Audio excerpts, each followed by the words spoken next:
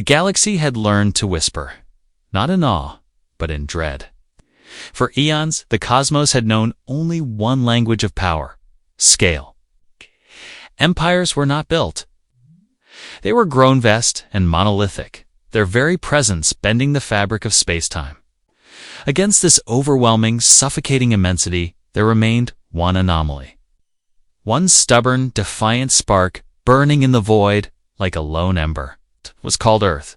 They arrived as a prophecy fulfilled, the Velar Dominion, a civilization not merely ancient, but primeval, forged in the gravity wells of collapsed stars where even light struggled to escape. Their very biology was a testament to impossible pressures, to forces that crushed suns into singularities. They were the architects of galactic dread. Their reach extended across spiral arms, their history measured in eons, not centuries. Their vessels were not simply ships. They were migratory celestial bodies, mountains of sentient metal that blotted out constellations and cast shadows over entire planetary rings. These were the Soul Eaters, the World Breakers, the Void Forged. They didn't travel through space, they consumed it. Their engines howled with the fury of dying stars. Their hulls rippled with dark energy that warped perception and devoured light. They didn't hail, they didn't negotiate. They simply arrived. And in their arrival, they made their intention brutally clear. Earth was to be a footnote, a minor acquisition, a new, insignificant jewel in a crown already heavy with 1,000 conquered worlds. Their lead dreadnought, called Oblivion's Maw, was so vast it was mistaken for a newborn nebula. It positioned itself above Earth's geostationary orbit. Its massive hull, a bruised shade of purple-black, reflected no light. It consumed it, a silent promise of annihilation. The ship was covered in enormous energy conduits, a weapon of cosmic scale. Its very presence declared absolute and unchallengeable. Dominion. The Velar scanned the little blue planet with their arcane sensory systems. They analyzed its atmosphere, its biospheres, and its fragile bipedal life forms. Their vast collective intellect found the data amusing. A species that had never faced a true cosmic horror. A species that still believed in individual will and personal freedom. In the Velar's eyes, humanity was a biological curiosity. It's a batch of organic matter with an inflated sense of self, destined to be absorbed, repurposed, or erased. For beings born in nebulae and raised among black holes, the idea of a small enemy was alien. They measured power in gravitational fields and destructive force. But humanity, born on a fragile blue sphere, had learned a different lesson. Our evolution wasn't about size, it was about intellect. We survived not through dominance, but through adaptation, creativity, and strategy throughout history. From ancient skirmishes to interstellar conflicts, we had always been the underdog.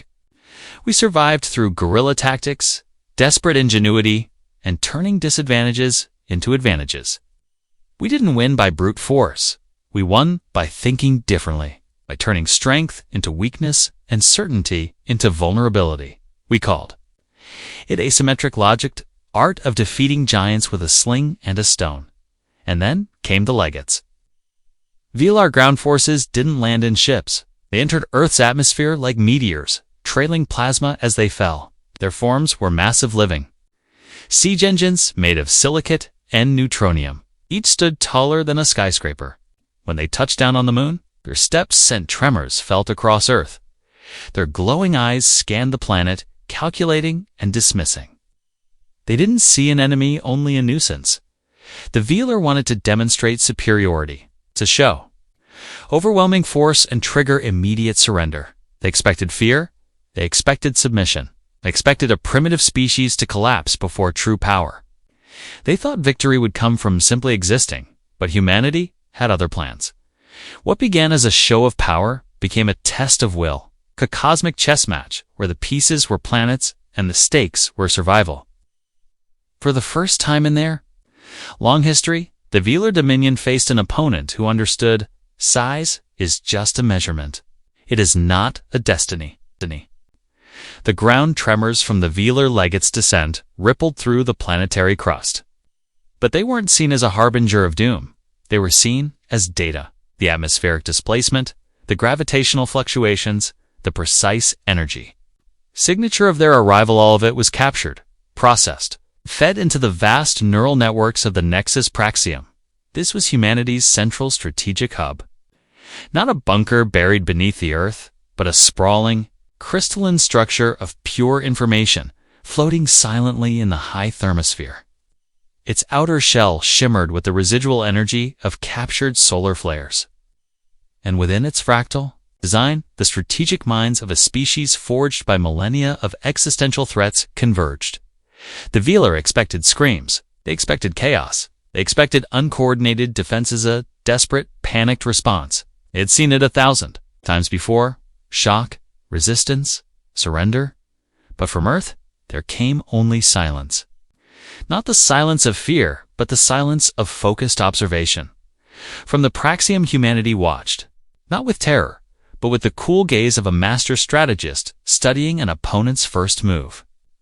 The Velar Legats, those titans of brute force, began their deliberate advance. They didn't rush. They didn't charge. They moved like tectonic events, each step designed to fracture resolve before a single shot was fired. They extended massive appendages, scanning, probing, their sensors swept across the planet, searching for resistance, for defenses, for human life. Their silhouettes loomed beneath the bruised purple sky cast by the shadow of the ship called Oblivion's Maw. It was all designed to intimidate, to crush hope before the battle even began. But what they found was a mystery. Military installations abandoned, major cities serially quiet, entire populations seemingly vanished. There were no emergency broadcasts, no desperate speeches, no last-ditch attacks. It's just emptiness. The data returned to Oblivion's Maw and the rest of the Velar fleet, an empty stage. They interpreted it as paralysis, or perhaps insignificance. Surely this species was too primitive to organize a real defense. In their doctrine, the absence of resistance meant weakness. But within the Nexus Praxium, the story was different. The so-called abandoned bases. They were decoys, their energy signals faked to mislead the enemy. The vanished populations, not gone, but hidden in underground cities, in oceanic shelters. Their digital footprints had been erased. The Velar weren't seeing surrender. We're seeing strategy, a full-spectrum dispersal designed to deny them a target, designed to waste their time, designed to make them doubt. The first human move wasn't a missile or a strike. It was a change in the environment, subtle, calculated, as the legates moved. They encountered localized temperature drops, followed by rapid reversals. They experienced magnetic field shifts, small but constant, interfering with their sensors. It wasn't random, it wasn't nature, it was deliberate. Atmospheric control systems buried deep beneath the earth and oceans were creating micro-disruptions. Not strong enough to damage, but just enough to frustrate. Just enough to disrupt. Just enough to irritate. The Velar took this as desperation. Its environmental collapse, scattered, last-minute defenses. It didn't understand a species that would hide its strengths, that would deny a fight outright. Her strategy was built around overwhelming resistance and smashing it. But humanity wasn't resisting. Humanity was waiting. And for the first time, the Velar began to feel something they didn't recognize. Frustration, their vast systems, designed to interpret massive patterns and cosmic threats, were ill-equipped for the precise, quiet tactics they now faced. Oblivion's Maw deployed its scout vessels, the harbingers of ruin, each the size of a moon, each built to flush out resistance, to force a response. They descended, their gravitational pull shifting tectonic plates. They demanded a confrontation. But they found only shadows, more empty cities, more false signals, more misdirection. Humanity wasn't playing a game of brute force. Humanity was playing a game of denial, misdirection, strategic silence. A war not of destruction, but of confusion. The Velar had walked into something they didn't understand. This was asymmetric. Logic. And for the first time in their cosmic history, they didn't know the rules. The harbingers of ruin, the Velar scout vessels, were not built for subtlety. Each the size of a minor moon, they descended deeper into Earth's atmosphere, or colossal forms displaced air with the force of hurricanes, or gravitational fields churned the oceans. They made no attempt to hide. Their presence was broadcast like a cosmic hammer, their intent made unmistakable. Their mission, to locate and expose human resistance. But their advanced sensor arrays, designed to detect fleets and fortresses, found only carefully curated emptiness. The ghost cities shimmered under their scans, the so-called abandoned military complexes transmitted phantom signals. The hidden underground cities built into the crust, buried beneath oceans, shielded with advanced materials, remained invisible, silent, undetected. This wasn't war as the Velar understood it. It was an insult, a species that refused to be properly conquered. Their strategic doctrine, shaped by an age of galactic expansion, assumed that power would be met by counterpower and that counterpower would be crushed. But Earth was offering no counterpower, only a void, a maddening, impenetrable silence. That unsettled the collective consciousness of the Velar Dominion. It's their highest command. The unconcordant Minda, distributed intelligence spanning across star systems, registered something unusual. Humanity was not behaving according to the expected patterns of submission. Then the environmental disruptions intensified not in strength, but in precision. As the Velar legates moved across continents, they encountered localized gravity wells. That made them feel heavier? Their gyroscopes struggled to maintain balance. Small plasma storms flared at their feet, not powerful enough to cause damage, but enough to create interference. Sonic vibrations, tuned just below their level of perception, passed through their dense bodies, creating a hum that disrupted internal systems. None of these things were lethal, but all of them were persistent and irritating. The Velar were used to decisive conflict, not these subtle jabs. Their sensors logged the anomalies, but their logic couldn't explain them. It's precise to be natural, too minor to be hostile. Perhaps the planet itself was reacting, they guessed. A primitive world defense system, poorly designed, not worth attention. What they could not imagine was that humanity had turned its own planet into a weapon not of destruction, but of misdirection. 1,000 invisible mechanisms acting in concert to frustrate, confuse, and mislead. The Velar were trying to crush a fly with a galaxy. The fly wasn't resisting. It was buzzing, just out of reach. In the Nexus Praxium, all of this data was reviewed without urgency. It was observed calmly, strategically. One senior tactician, an older woman named Kaylin Var, voiced what others were thinking. Trying to flesh us out, she said, standing in the center of a glowing web of holographic data. They still think we're hiding.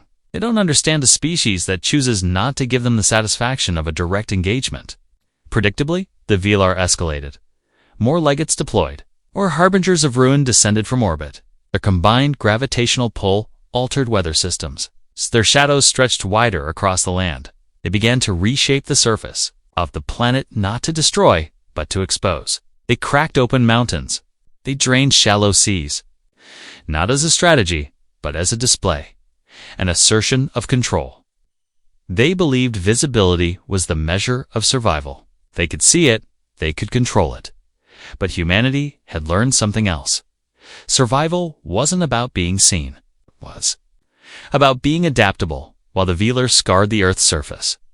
The Nexus Praxium continued to observe in silence. Every energy signature, every shift in movement, every communication frequency, every flicker of frustration from their distant command ships. It was all recorded. Humanity wasn't fighting a war of attrition. It was fighting a war of intelligence. It was building a profile, psychological map of an empire that had never been challenged. An empire whose arrogance made it blind. The Velar dug deeper. They sent their harbingers into deep ocean trenches. Our probes stirred ancient ecosystems in search of signs of life. Melted polar ice with heat beams, scanning for bases. But everywhere they looked, they found only silence. Only empty terrain. Only clever illusions. The planet was playing a game. The Velar beings of immense, overwhelming force were losing at hide-and-seek. For the first time in their long history, they weren't facing fear. They were facing something worse. They were facing an enemy that found them predictable and, maybe just a little bit slow, the universe was about to learn. It's a hard truth.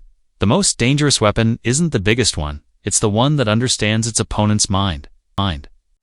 The Velar Dominion, a civilization defined by the raw, unrelenting use of force, found the idea of patience alien. Their frustration a slow, cold burn within the shared mind of their ruling intelligence. The unconcordant mind began to show itself through increasingly aggressive, yet strategically scattered actions. The harbingers of ruin stopped merely probing. They began reshaping the earth. Their goal wasn't destruction, it was exposure. They initiated massive atmospheric purges, blasting away cloud cover with beams of focused energy, trying to uncover hidden structures. They used gravitational projectors to trigger geological shifts, raising new mountain ranges, collapsing old ones. They were like frustrated giants, rearranging the terrain in the hope of solving a puzzle they couldn't understand. The earth bore the scars of their desperation. Oceans boiled and shifted, redrawing coastlines. Deserts turned to glass under the heat of their scrutiny. Fertile valleys were torn into gaping canyons. But through all this, the Nexus Praxium remained hidden and silent. Its inhabitants watched as the planet was reshaped. Every beam, every pulse, every shift in gravity or energy was recorded. Every act of violence, every sign of rising frustration. Humanity wasn't just surviving, it was studying. They're thrashing, said Jaren Kale, a young strategist. With a sharp mind, he stood before a holographic display, watching a fresh chasm rip open the North American continent, like a predator that's lost the scent of its prey. Their doctrine demands a response, and we're denying it. Velar. Force was not just a tactic, it was identity. And without something to strike, their strength became a burden, an unspent rage with nowhere to go. They were trying to fight a ghost, and that ghost was learning. Then came humanity's next move. It wasn't a weapon. It was information from the surface of the planet. Faint bursts of electromagnetic radiation began to pulse into space. They weren't messages. They weren't code. They were complex mathematical sequences, non-repeating, structured but meaningless to any known protocol. They weren't meant to be understood. They were meant to be noticed. The Velar detected them. The unconcordant mind turned its attention toward the source. Its vast intelligence capable of mapping entire galaxies in moments focused on the strange signals, and for all its power, it found them irritating. The more it analyzed, the less it understood. The patterns resisted categorization. They defied logic. They offered no clear key dot to the Velar, who communicated in harmonic thought waves and resonant frequencies. The signals felt like noise. It's like trying to reconstruct a symphony from isolated, scattered notes. They concluded it was either a desperate attempt at contact or proof of chaos. What they didn't understand was that it was neither. It was beta test, a probe, a psychological lever designed to measure the limits of their patience and push against it. On Earth, the legates continued their rampage. Movements became less predictable, more erratic. Their energy discharges, once clean and measured, now carried a jittery edge. The pressure was getting to them not from weapons or armies, but from the presence of an unseen mind. The planet no longer felt like a resource. It felt like an opponent. The game of hide-and-seek had shifted into psychological warfare. All their experience, the Velar had no playbook for this. In the Nexus Praxium, the analysts confirmed it. The data showed a pattern. The Velar were responding in exactly the ways humanity had anticipated. They were escalating. They were analyzing. They were burning resources on illusions. The strategy was working. The enemy was being shaped. Humanity wasn't just hiding, it was guiding. And the bait was being taken, hook, line, dot line, and sinker. The time for silence was ending. The countermove planned in secret, refined across generations, was near. The giants had been allowed their tantrum. Their fury had been spent. On shadows soon, the curtain would rise, and the true players would enter the stage. The unconcordant mind of the Velar Dominion, a vast neural network that spanned galaxies, was beginning to experience what a lesser species might call cognitive dissonance. Their models of conquest, perfected over countless ages, had always predicted one of two outcomes: immediate collapse or open rebellion. Earth offered neither. Instead, it presented an infuriating silence, an emptiness, occasionally broken by maddening, uninterpretable bursts of data and subtle environmental disruptions. The Velar were used to consuming. They were not used to being ignored. Their frustration spiraled into a form of cosmic impatience, the harbingers of ruin. Now operating with less precision and more brute force, began to deploy a new tool: gravitic dredgers, massive automated machines that tore through the Earth's crust, not to find life, but to strip the planet bare. Their goal was simple. If humanity refused to reveal itself, then the Velar would remove every possible place to hide. They ripped open chasms kilometers deep, leveled mountains into dust, reshaped the surface of the world with violent indifference. The scars they left behind were not signs of battle. They were the tracks of a predator lashing out in blind frustration. This was the Velar at their most dangerous and, paradoxically, at their most vulnerable. Their unbroken record of domination had become their weakness. Their pride made them blind to the subtleties of human warfare. They saw Earth as a lifeless resource. They failed to see it for what it truly was, a living extension of humanity's strategy, and every dredger, every blast, every tremor of Velar agitation is being recorded, analyzed, studied. "They're committing," said Kaelin Var, her voice calm as she examined a holographic image of a continent-sized scar across Australia. "They're focusing on the surface, just trying to unearth us by force, exactly as we expected." This was the essence of humanity's strategy: symmetric logic. Predict the arrogance of a superior force and then turn that arrogance into a trap. The Velar believed they were hunting humanity. In truth, they were being herded, and humanity's next move was ready. Not a weapon, not a fleet, but a lure, deep within the planet's mantle. Buried inside vast, self-sustaining complexes called chrysalis nests, the counter-strategy was set in motion. These nests weren't just shelters. They were living foundries, advanced manufacturing cores powered by geothermal energy. Had by-asteroid material the Velar had long since written off as space debris. The first lure was simple: a pulse of energy. But not just any pulse. It was a signal designed to mimic the signature of a Velar command node, specifically a Nexus R01 of their critical communication relays. The signal came from deep beneath the Pacific Ocean. Strong, deliberate, unmistakable. It was a kind of signal that said, "Here, this is important. This is where we are." To the Velar, it was a revelation, at last clear target.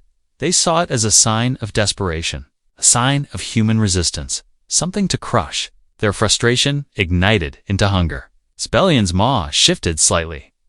In orbit, focusing its immense gravitational lens on the Pacific, its harbingers of ruin diverted course, descending toward the signal with purpose. The legates, those towering juggernauts, turned toward the ocean. Their massive steps triggered tsunamis as they moved. Their intent was clear: crush the target, erase the resistance, the unconcordant. Mind registered the sudden spike in human activity. This, they believed, was the moment. The primitive species had finally broken cover. At last, the dance would end, and the familiar rhythm of domination would begin. They were ready for battle. They were ready for the final collapse. What they were not ready for, what was? The truth. The signal was not a weakness. It was a gift, a poisoned chalice, offered with a steady hand. Not an act of desperation, but an invitation. An invitation into a trap meticulously constructed from Velar arrogance, and lined with human patience. The game of cosmic chess had moved beyond the opening play. Humanity had just sacrificed a pawn, taking control of the board. The Velar colossal. Shadow-casting titans descended into the abyssal depths of the Pacific Ocean, the harbingers of ruin. Built for the frictionless void of space, groaned under the unimaginable pressure of the deep. Their hulls, normally unyielding, flexed and strained. Internal stabilizers, tuned for stellar winds and gravity wells, struggled to compensate against the crushing weight of water kilometers thick. The legates followed. Towering forms of neutronium and silicate alloy, invulnerable on a battlefield. but now slowed, dragged down by the dense alien pressure of Earth's ocean. Their limbs churned awkwardly through the depths, each movement a labor. The signal the artificial echo of a VALAR nexus or rig, stronger as they approached its source, the very bottom of the Marianas Trench, to the unconcordant mind. This resistance from Earth's environment was merely a nuisance, the last gasp of a dying species. They believed they were descending into battle, not into a trap. Their arrogance remained unshaken. After all, how could physics, a thing they had long since mastered, ever be used against them? What they failed to see was that for humanity, physics wasn't a barrier, it was a weapon, as the Velar forces neared the signal's coordinates. Deep beneath the waves, humanity made its move.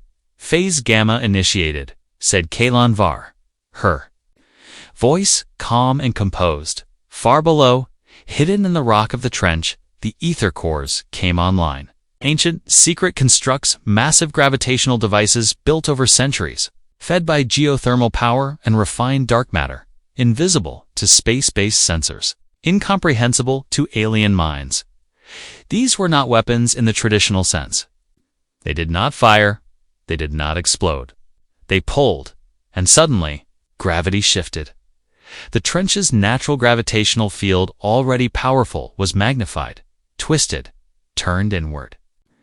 The very mass of the Velar ships and legates, once their greatest strength, became a vulnerability. Their own gravity signatures turned on them. The harbingers began to slow, then stopped. Engines fired, but gained no ground. Thrusters flared, but the ships would not rise. Their immense forms were now anchored, pinned against trench walls by invisible, relentless force. The legates fared no better. Their gyroscopes screamed. Their bodies sank centimeter by centimeter into the deep sediment. The pressure grew worse, far beyond survivable levels, and yet still rising. Sensors on board registered microfractures in their hulls. Not from impact, not from weapons, but from gravity itself. The unconcordant mind reeled. Data flowed from the units below, filled with errors, corrupted signals, confused telemetry. Nothing made sense. These systems had survived star collapses, black hole proximity. They had never encountered this. The humans had not attacked. They had redefined the battlefield, and the Velar were no longer in control. Then came the second phase, from hidden vents embedded in the trench. High-pressure water erupted, not in streams, but in cavitation jets blasting the Velar hulls with millions of micro-explosions per second. Designed not to penetrate, but to grind, to erode, to hurt, and then the sonic emitters activated low-frequency waves inaudible to the human ear, began to ripple through the ocean. Perfectly tuned, engineered to create internal resonance within the crystalline structures of the Velar. Vibrations that scrambled thoughts, warped memory matrices, caused disorientation and pain. It was not a weapon of destruction, it was a weapon of suffering. The Velar giants who had devoured stars were trapped, pinned in place, crushed by gravity, dissolved by the sea, disrupted by sound. All without a single projectile fired, and far above. Earth remained silent, save for the soft hum of the ether cores, and the muffled, growing roars of cosmic beings realizing, too late, that they had been lured. Humanity had turned the ocean into a battlefield and the Velar's own mass into their prison, for the first time in their long, brutal history. The Velar Dominion understood the full horror of asymmetric logic. From the cold, silent depths of the Marianas Trench, a new sound began to rise, malign, piercing, and unmistakably wrong. It echoed across the ocean, a planetary tremor that reverberated through sonar arrays and deep-sea monitors. It was not a roar of power, it was a scream, a digital shriek. The raw, chaotic surge of data packets sent in panic from the Velar below, cries of impossible and unforeseen, howled through the black water, fracturing the stillness. The unconcordant mind, high in orbit, was barraged with conflicting diagnostics internal. Resonance failures, warped space-time signatures, impossible pressure readings. Its most advanced legates and its unstoppable harbingers were not being destroyed, but immobilized, held, warped, rendered helpless by forces beyond detection. This was not warfare. This was a redefinition of reality. For the Velar, it was heresy. Power, they believed, was brute and immediate, felt as fire, seen as destruction. But this was intelligence weaponized, a whisper defeating a scream. Humanity had not answered might with might. They had answered it with strategy, precision, understanding. The Velar had brought a hammer to a chess match, and Earth had turned the board into a cage, desperate to restore order. The Oblivion's maw began to emit its most potent command waves fast, resonant psychic signals meant to reassert the unconcordant mind's will. Now, these were not radio signals. These were waves of pure intention, meant to override thought itself. But even these failed. The ether cores were no longer just gravitational weapons. They now projected multi-spectrum interference fields, custom designed to scramble the Velars. Psychic frequencies, thought waves became static. Commands became noise. The unconcordant mind was speaking in tongues to itself. They are attempting to reassert control, Garen Kale observed, eyes locked on the shifting lattice of Cum's jamming signals. But they built a hierarchy. We built a network.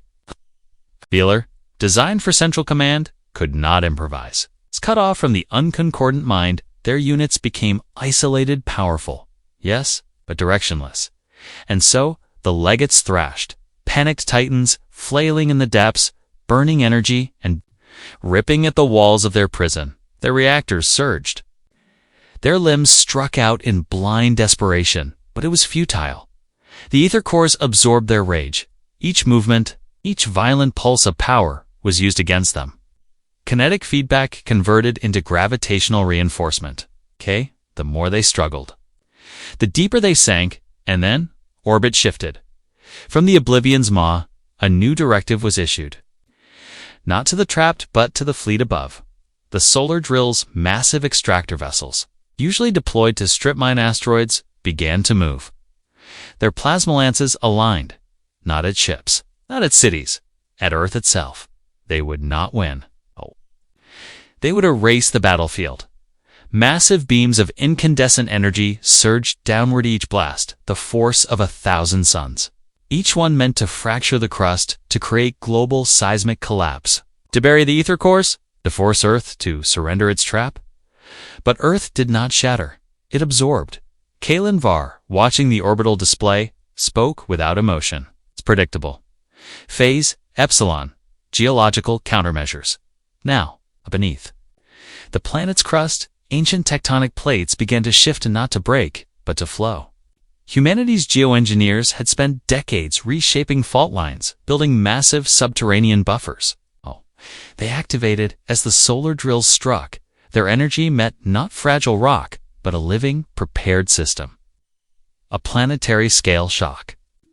Absorber, the ground shimmered, quaked, and then stilled. The energy was going to drawn downward and bled harmlessly into the mantle. The Velar watched in disbelief. Their ultimate weapon, their last resort, had been swallowed whole, not blocked, not deflected, taken. Their power had no teeth, their threat had no sting, and the humans had not flinched. For the first time in Velar history, a conquest had turned into humiliation. Their size had been used against them. Their structure had failed them. Their arrogance had blinded them. They were bleeding resources. They were losing control, and they were beginning to. This was not a war of weapons. This was a war of minds. The galaxy would not remember Earth for its might, but for the day it outwitted gods. The Velar unconcordant mind, suspended in the bruised purple shadow of the Oblivion's maw, processed the impossible. Earth primitive, small, insignificant, had absorbed the full fury of their solar drills. The planet hadn't cracked. It had flexed. This was not supposed to happen.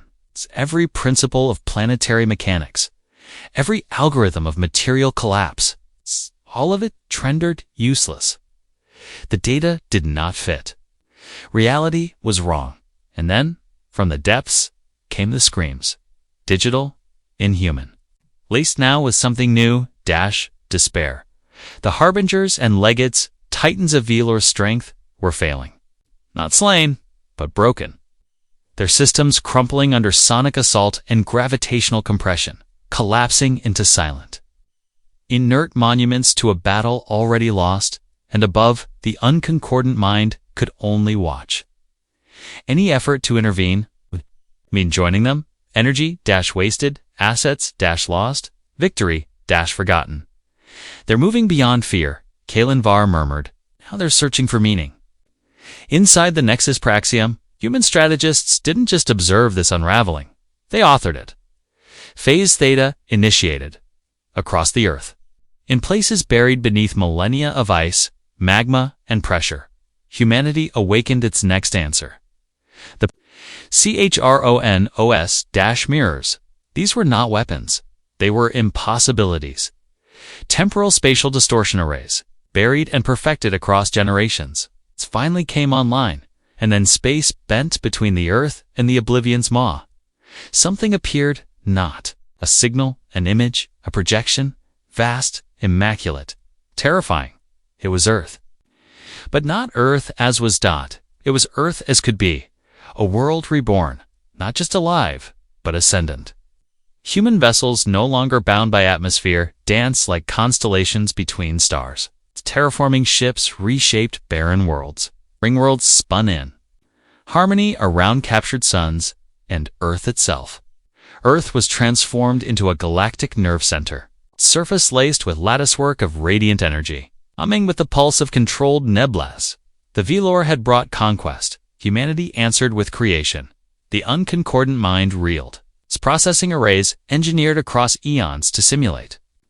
War now strained against an illusion to real. To perfect, it wasn't just a future. It was a judgment. Was this humanity's final evolution? Or had it already happened? A splinter species, hiding in plain sight. A temporal anomaly. A warning from a version of tomorrow. Didn't matter. It broke them. Because this wasn't power measured in blasts and battleships. This was potential. Endless, uncontainable, terrifying. The Velor did not understand rivals who refused to fight on the same plane. And now, they were being shown a future where their every strength, their every conquest, had become obsolete. The Oblivion's maw went silent. The Cyclopean eye, once focused on Earth's crust, now stared into the void, into the vision, into the promise of a humanity, whose true war was for the shape of the future itself. The Velor had never known retreat. Now, they tasted the beginning of it, not because they were beaten, but because their story no longer mattered. They had come to terrify Earth with scale and power, but humanity had replied with narrative, a new myth, a better future, a more elegant existence, and in that quiet, shimmering projection above the Earth, saw a mirror that refused to reflect them. The unconcordant mind of the Velor Dominion vast, ancient, and coldly infallible was now adrift in the uncharted. For the first time in its millennia of expansion, it experienced something terrifyingly alien. Doubt the Chronos mirror projection shimmered still, impossibly real and Earth, not of present conflict, but of future dominance. A vision of peace forged through impossible mastery. Not just over weapons, but over reality itself. This was not a mere image. It was an existential. Ambush, the Velor had come to extinguish a flickering candle of primitive resistance. Instead, they found themselves staring into a cosmic mirror. And they saw a future without them. Their vast logic networks spun endlessly, choking on paradox. Was this humanity's actual destiny? If yes, then this war was more than unwinnable. It was irrelevant. But if this was a deception, if humanity had faked it, then the technological power needed to sustain this illusion made that truth even more terrifying. Either way, the Velor had lost the battle for meaning. The Oblivion's maw, once a symbol of galactic dread, now hung suspended in silence. Transfixed by the vision. No orders, no movements, no screams, just the hum of strategies. Collapsing in on themselves, their instruments of annihilation, the solar drills, lay dormant. Their digital war voices silenced. the mighty Velor, were frozen. In shock? They had come to dominate. Instead, they stood judged. Kalinvar watched from the Nexus Praxium, the faintest curl of a smile on her lips. "They are not panicking," she said softly. "They are recalculating survival." Okay. But their logic grid, brutal, binary, had no space for this. No lever of power to pull. No shape to model this threat. This wasn't a fleet. This was an idea. And ideas do not bleed for Velar minds. Size was truth. Mass meant dominance. But here was a fragile blue sphere still. Silent hand above it hovered a vision that made their empire seem small. It was the terror of irrelevance, of being out-evolved, out-thought. Outwritten from history, the unconcordant mind began to simulate retreat, not in action, but in thought. It calculated cost and found ruin, 1,000 years of war, millions of casualties, and for what? A planet that flexed beneath their strongest blows, and a species that spoke in futures. "They think we are ancient," said Jaren Kale, watching Velar transmissions flicker with desperation. A civilization in hiding. One that chose this moment to reappear. To the Velar. This wasn't war anymore. This was revelation. The realization that not all threats arrive with noise. Some appear in silence and stand still, while empires crumble around them. A ripple passed through the Velar fleet. Not surrender, not yet, but recalibration. The Oblivion's maw began transmitting. Not orders, but diagnostics, not tactical queries, but disengagement options. The unthinkable had entered the realm of strategy:"retreat." The conquerors of galaxies were calculating whether they were the fools now. They had come to Earth to remind it of its place, and Earth had replied with a whisper, "You are in our way." The final act had begun. Not one of violence, but of irreversible shift. The great Velor Empire was beginning to break, and humanity had written a future where it never even needed to raise its voice.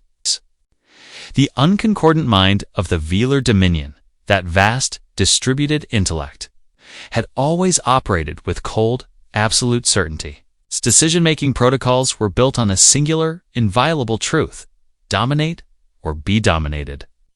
Retreat was not a variable in its strategic calculus, merely a theoretical concept for lesser species. Yet, as the impossible future of humanity shimmered before the Oblivion's maw, and the digital screams of its trapped forces in the Marianas Trench faded into the data hum of inert despair, the unconcordant mind performed the most agonizing calculation. In its history, the cost of continued engagement was astronomical, not merely in resources or vessels, but in the unraveling of its own strategic framework. This species, this humanity, did not conform to any known threat profile. It was not a rival empire to be crushed, nor a primitive world to be absorbed. It was an anomaly, a strategic black hole that devoured logic, turning power into impotence and certainty into paradox.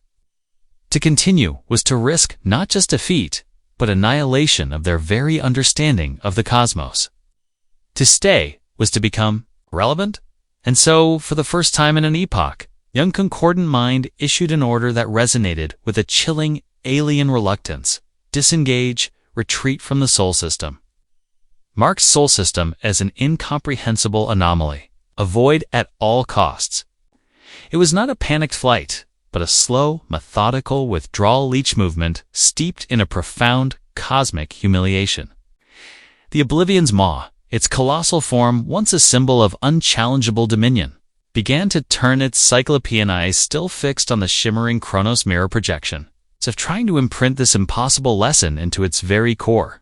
The harbingers of ruin, those moon-sized scout vessels that had so confidently descended, now ascended their engines, groaning with the effort of escaping Earth's gravitational embrace. They did not attempt to recover their trapped brethren in the Marianas Trench. Those were now monuments to Velar failure, left behind as a silent, crushing testament to human ingenuity.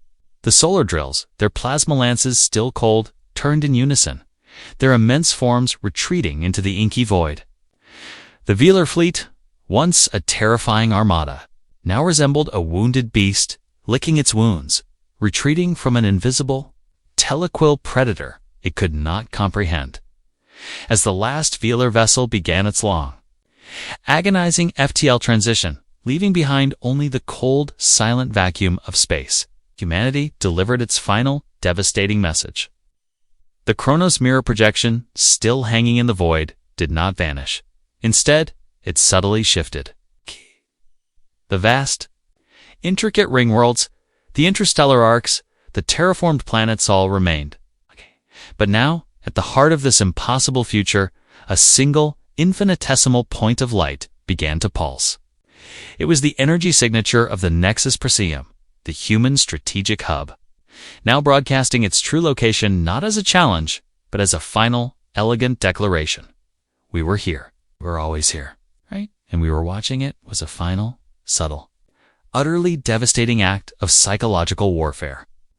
The Velar had sought to scare humanity with their size. Humanity had replied with strategy, then with a vision of their own inevitable, its transcendent future, and finally, with the chilling truth that they had been outmaneuvered from the very beginning.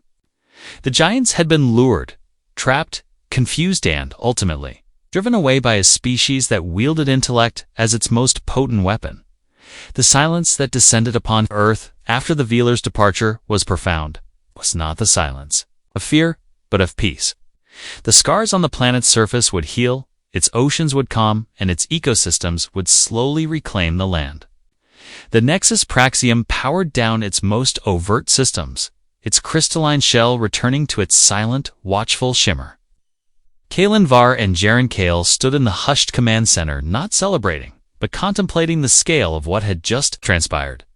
They had not merely survived. They had won a victory against a force that embodied cosmic dreadnought with bigger guns, but with sharper minds. Humanity, the underdog of the galaxy, had faced the titans born of collapsed stars and made them retreat, not through brute force, but through a cunning, multi-layered strategy that turned their enemy's greatest strength, their overwhelming size, since to their greatest weakness. From the depths of the Marianas Trench to the shimmering illusions, in the void, humanity had demonstrated that true power lay not in the size of one's fleet, but in the brilliance of one's mind. The galaxy would whisper once more, but this time it would whisper of Earth, the blue dot that taught gods to fear the silent, strategic brilliance of the human will. And in that whisper, a new legend was born. The tale of a species that didn't just survive, it made gods retreat.